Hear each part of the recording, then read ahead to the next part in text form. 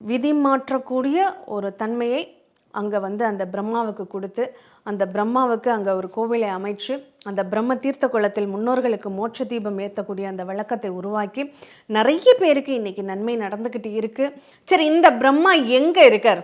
நம்ம தமிழ்நாட்டில் நாகைப்பட்டினம் மாவட்டத்தில் நாகூர் தர்காவை தாண்டின உடனே ஒரு செக் போஸ்ட் ஒன்று வரும். அது வந்து ஒரு 4 ரோடு பிரியக்கூடிய ஒரு அமைப்பு. காரைக்கால் ரூட்டு ஒன்று போகும், வேளாங்கண்ணிக்கு ஒரு ரூட்டு போகும், அடுத்து கங்கலாஞ்சேரி திருவாரூருக்கு ஒரு ரூட்டு போகும், திட்டச்சேரி வழியாக கும்பகோணத்திற்கு ஒரு ரூட்டு போகும். இப்படி ஒரு 4-5 வழி சாலைகள் அங்கே பிரியும்.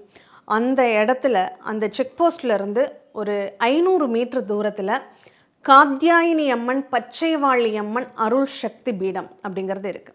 இந்த காத்யாயினி அம்மன் பச்சைவாழி அம்மன் இந்த அம்பாளுடைய வரலாறை சொல்லணுன்னா அது ரொம்பவே இன்னும் ரொம்ப சுவாரஸ்யமானது அப்படின்னு சொல்லலாங்க.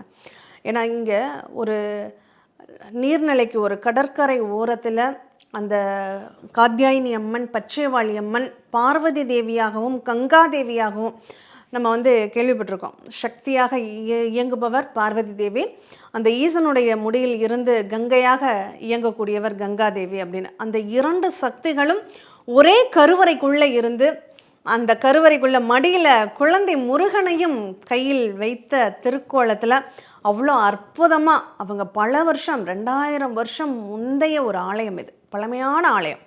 அதில் என்ன ஆச்சுன்னா, அந்த அம்பாள் வந்து தவம் இருக்கிறாங்க, 2 பேருமே தவம் இருக்காங்க. அந்த புற்று வந்து மூடிடுது, அந்த விக்கிரகத்தையே புற்று மூடிடுது.